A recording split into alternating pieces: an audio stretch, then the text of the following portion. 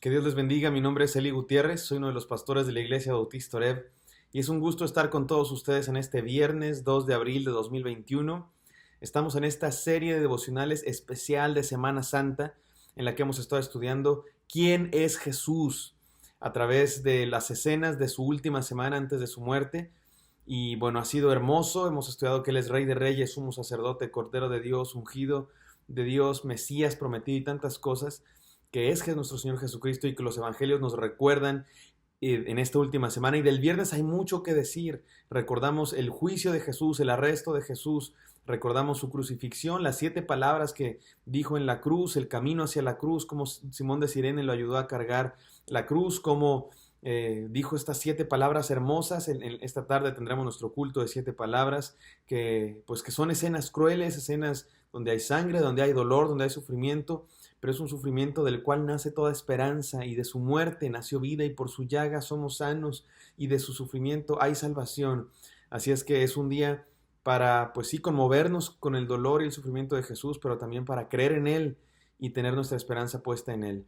Y vamos a decir hoy de Jesucristo que Él es el siervo sufriente, Él es el siervo sufriente. En este viernes de crucifixión estudiamos a Jesús como el siervo sufriente y lo experimentamos. Y hay mucho que decir, así es que vamos directamente, no sin antes orar como siempre y recordarles que sigan orando por nuestros pastores en su recuperación y por todas las necesidades de esta comunidad. Oremos. Gracias, Señor, porque tú nos hablas, gracias porque tu Hijo Jesucristo vino a morir por nosotros y el siervo sufriente sufrió por nosotros. Y nosotros, Señor, experimentamos vida gracias a tu dolor, y nosotros tenemos sanidad gracias a tu sufrimiento. Permítenos vivir de acuerdo a ello, Señor. Recordamos tu cruz y te agradecemos, Señor, porque moriste por nosotros, porque quisiste ir a la cruz y nos salvaste. En el nombre de Jesús te damos toda gloria. Amén. Amén. Él es el siervo sufriente.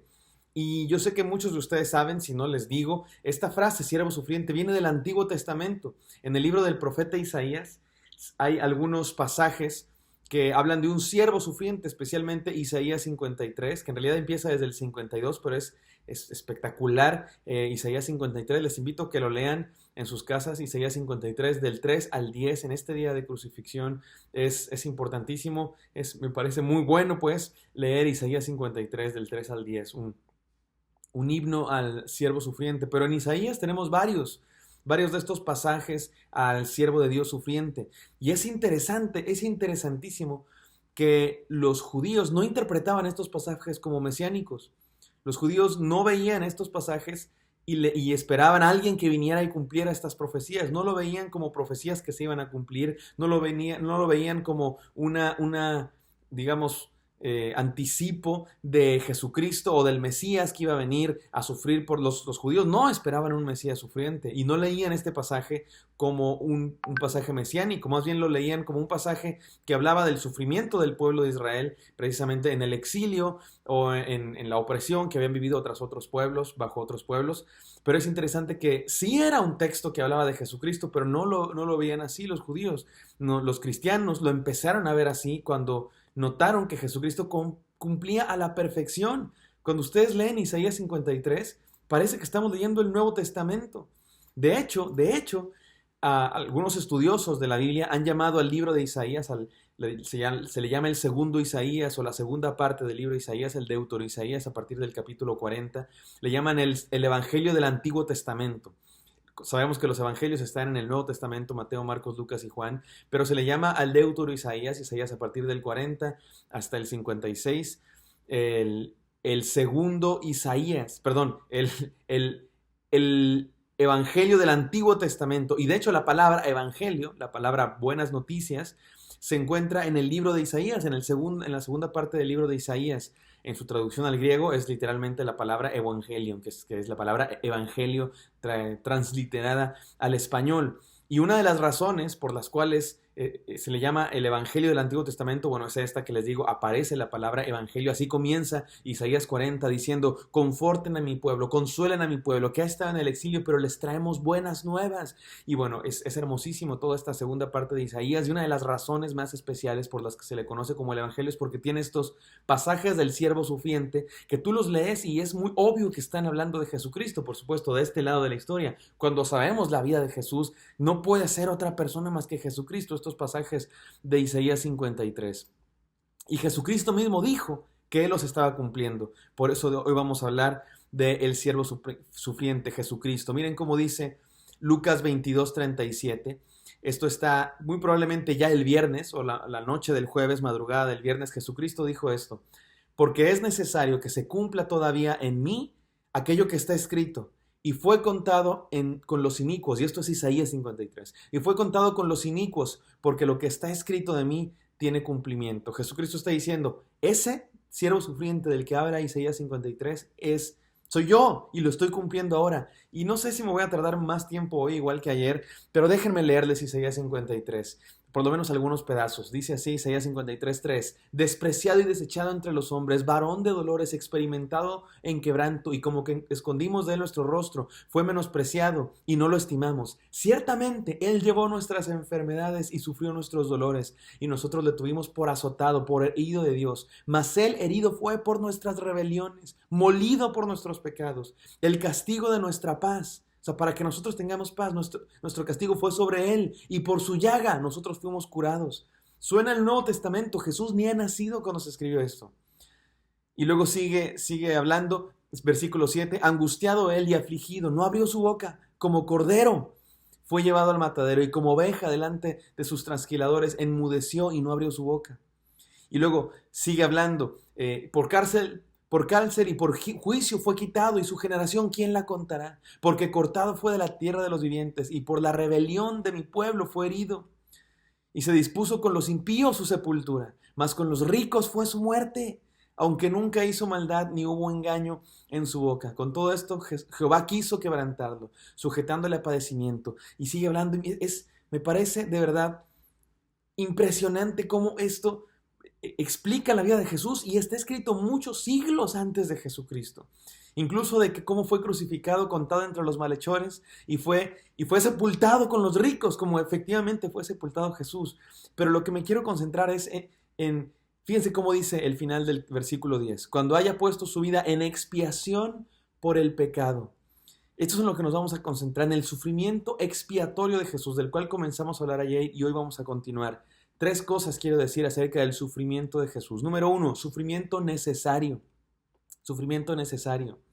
Estaba profetizado de siglos antes. Jesucristo está cumpliendo algo que Dios había planeado desde la eternidad.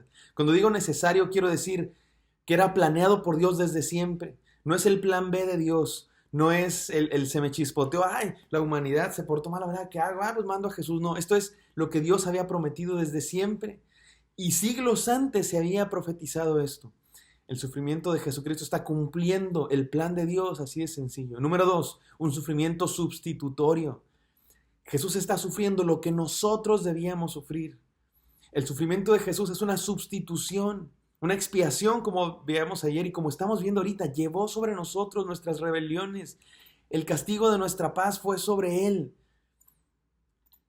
Por su llaga somos sanados, llevó nuestras enfermedades. Es un sacrificio sustitutorio, todo eso que está sufriendo Jesús en la cruz. No es solamente el sufrimiento físico que ustedes y yo merecíamos, que es de por sí extremo, sino también el sufrimiento espiritual. Jesucristo está pagando por nuestros pecados. Jesucristo está experimentando la ira de Dios para que usted y yo, para que tú y yo no tengamos que sufrir. Eso que Él sufrió es lo que nosotros debíamos sufrir. Él lo está sufriendo de manera sustitutoria. Y número 3, es un sufrimiento con propósito. Tiene propósito. ¿Cuál es el propósito de este sufrimiento? ¿Sabes cuál, mi querido hermano? Tu salvación, tu vida eterna. Es lo que Jesús quiere, por eso sufrió. Dice que menospreció el oprobio, o sea, le pareció poco todo este sufrimiento. Jesucristo dijo, más vale, me gustaría que pase de mí esta copa. Si se puede, que pase de mí esta copa, pero que se haga mi voluntad, sino la tuya. ¿Sabes por qué? Porque menospreció el sufrimiento, le pareció poco el sufrimiento por el gozo puesto enfrente suyo. ¿Y cuál es ese gozo puesto enfrente suyo? Tu salvación, mi querido hermano. tiene un propósito. Los que amamos, si tienes hijos, si tienes esposa, si tienes padres, si tienes hermanos, si tienes amigos, los que amamos sabemos que a veces estamos dispuestos a sufrir por los demás. Y nosotros sufrimos pequeñas cosas, ¿verdad? Nos aguantamos una película que no nos gusta, nos aguantamos, yo qué sé, una comida que no nos gusta porque el otro tenga la comida bonita, porque nos aguantamos pequeños sufrimientos por el otro. Y a veces amamos mucho y nos aguantamos grandes sufrimientos por ver la felicidad del otro. Bueno, Jesucristo experimentó el sufrimiento más grande con propósito, tu salvación, mi querido hermano. ¿Cuál es el desafío a este sufrimiento? El desafío a este sufrimiento es creer en el Hijo de Dios, creer que Él es el Hijo de Dios. Cuando Jesucristo murió, un centurión que estaba ahí al lado dijo, verdaderamente este es el Hijo de Dios. Ese sufrimiento de Jesús es lo que nos hace entender de verdad era el Hijo de Dios.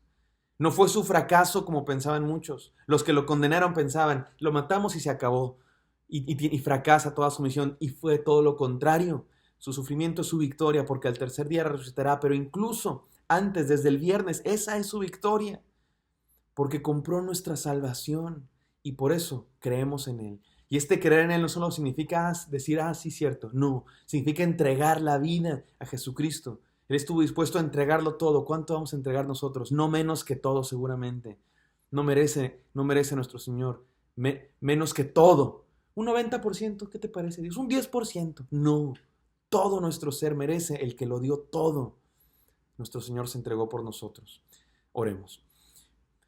Mi buen Señor, recordamos tu sacrificio, el dolor que sufriste, la corona de espinas, los latigazos en tu espalda, el hierro que atravesó tu costado, Señor, tu sed, pero sobre todo, Señor, el sufrimiento espiritual, la ira de Dios, Señor, satisfecha en tu dolor, en tu sufrimiento, por nosotros, para que nosotros tengamos vida eterna. ¿Cómo no vamos a creer en ti, Señor? ¿Cómo no vamos a entregártelo todo? ¿Cómo no vamos a seguirte? Te amamos, Dios. Permítanos creer en ti con todo el corazón y seguirte, Señor. Y este sufrimiento sustitutorio, Dios, en nosotros se cumple. Efectivamente nos salvas porque creemos en ti. Te alabamos, te bendecimos. Te pedimos por nuestros pastores, por los necesitados y por cada persona que escucha este devocional. Bendiciones sobre sus vidas. En el santo nombre de Jesús oramos. Amén. Amén. Espero que esto haya sido de bendición para ustedes y este sufrimiento que sufrió Jesús exige una respuesta de cada uno de nosotros.